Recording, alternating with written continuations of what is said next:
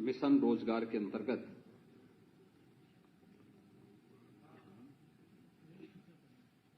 आज यहां पर 795 नवचयनित विभिन्न विभागों के अभ्यर्थियों को नियुक्ति पत्र वितरण के आज के इस कार्यक्रम में मंच पर उपस्थित प्रदेश सरकार में मेरे वरिष्ठ सहयोगी उप मुख्यमंत्री श्री ब्रजेश पाठक जी, प्रदेश सरकार के हमारे वरिष्ठ मंत्रीगण चौधरी लक्ष्मी नारायण जी, अनिल राजभर जी, श्री के शर्मा जी, श्री आशीष पटेल जी, श्री नितिन अग्रवाल जी, श्री रविंद्र जायसवाल जी, श्री दिनेश प्रताप सिंह जी, प्रदेश सरकार के हमारे सभी मंत्रीगण, प्रदेश के मुख्य सचिव श्री दुर्गाशंकर मिश्र जी, कृषि उत्पादन आयुक्त श्री मनोज कुमार सिंह जी, प्रदेश शासन के सभी हमारे वरिष्ठ प्रशासनिक अधिकारीगण, नवनियुक्त विभिन्न विभागों के सभी अभ्यर्थीगण और उपस्थित भाइयों बहनों, एक साथ उत्तर प्रदेश सरकार को लगभग 13-14 विभागों को 795 अधिकारी और कार्मिक प्राप्त हो रहे हैं। मैं इस अवसर पर आप सबके चयन के लिए आपको बधाई देते हुए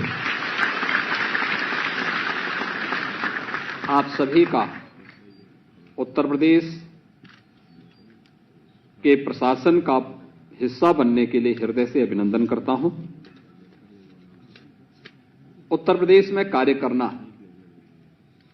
देश के किसी भी अधिकारी और कार्मिक को के लिए गौरव की बात होती है। ये मान्यता है कि जिस अधिकारी और जिस कर्मचारी ने उत्तर प्रदेश के अंदर कार्य किया और यहां पर ईमानदारी के साथ अपने कर्तव्यों का निर्वहन किया, वह देश और दुनिया के अंदर कहीं भी सफलता के नए झंडे गाड़ सकता है। ये उत्तर प्रदेश की प्रशासनिक तबके के बारे में और यहां कार्य करने वाले कार्मिकों के बारे में यह धारणा है। और यह धारणा इसलिए है क्योंकि देश की सबसे बड़ी आबादी का राज्य है, 25 करोड़ की आबादी, और 25 करोड़ की आबादी की इतनी बड़ी आबादी के बीच में शासन की योजनाओं को पहुंचाना, इतनी बड़ी आबादी के सामने पूरी पारदर्शी तरीके के साथ अपनी कार्य पद्धति के माध्यम से कुछ मूल्यों और आदर्शों की स्थापना करके अन्य लोगों को उस दिशा में प्रेरित करना एक बड़ा दायित्व है। शासन और जनमानस के बीच में एक महत्वपूर्ण कड़ी प्रशासन और उससे जुड़े हुए कार्मिक होते हैं। जितनी तत्परता और ईमानदारी के साथ यह सेतु का कार्य करते हुए अपने कर्तव्यों का निर्वहन करे,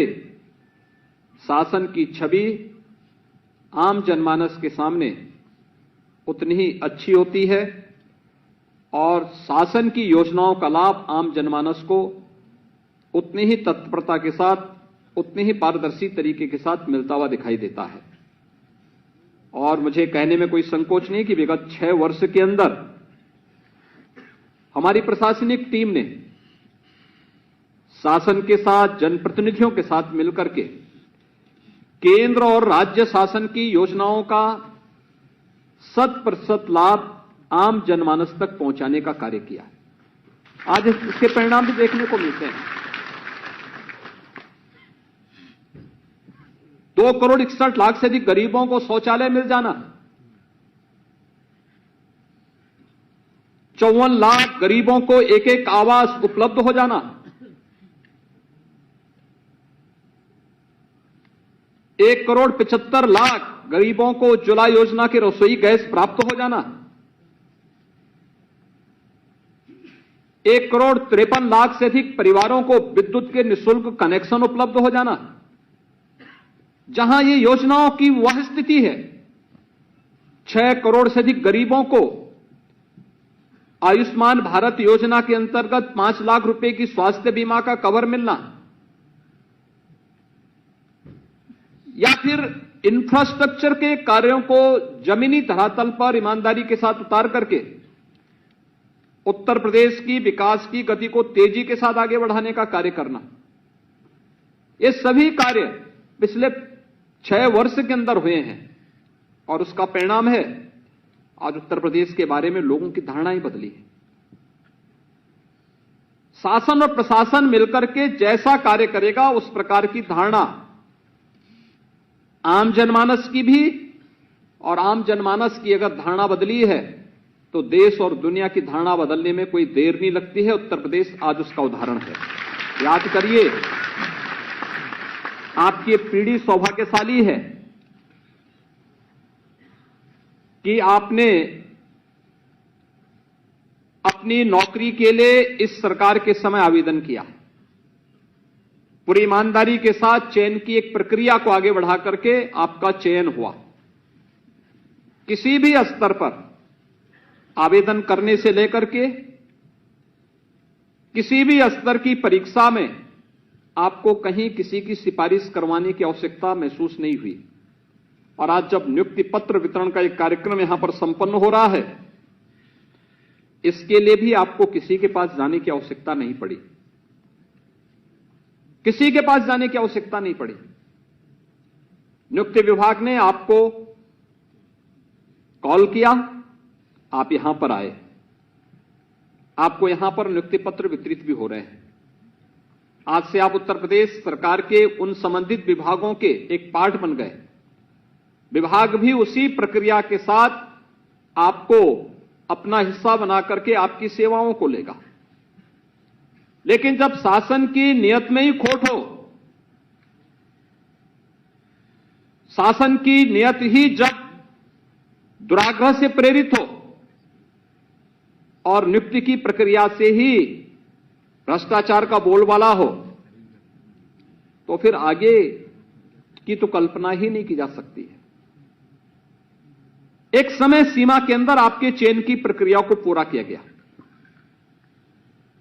इससे पहले की स्थिति क्या थी? 2017 में, मार्च 2017 में जब हम लोगों ने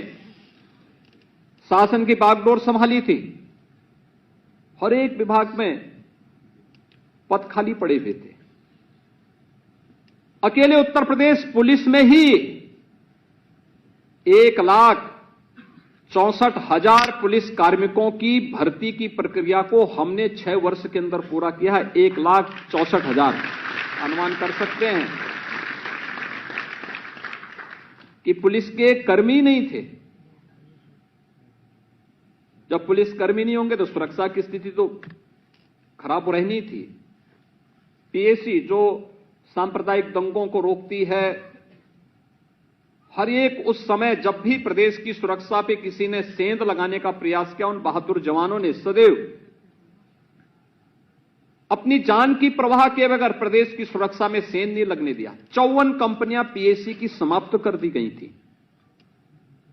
भर्ती नहीं हो रही थी, क्योंकि भर्ती की प्रक्रिया, चाहे वह शिक्षा का हो, चाहे वह सुरक्षा से जुड़ी हुई हमारी पुलिस महकमे का हो या विभिन्न विभागों का हो, ये भर्ती इसलिए नहीं पूरी हो पाती थी क्योंकि भर्ती की प्रक्रिया प्रारंभ होते ही एक तो जितने भी आयोग थे उन सभी चयन आयोगों के ऊपर प्रश्न चिन्ह लगे हुए थे। आप जैसे युवाओं को उस समय आंदोलन करना पड़ता था, 17 के पहले धरना प्रदर्शन, दुर्भाग्य से कुछ युवाओं को आत्महत्या तक करनी पड़ी थी क्योंकि चयन की प्रक्रिया पारदर्शी नहीं थी, ईमानदारी पूर्वक नहीं थी, भाई भतीजेवाद का बोलबाला था, पैसे का लेन देन होता था।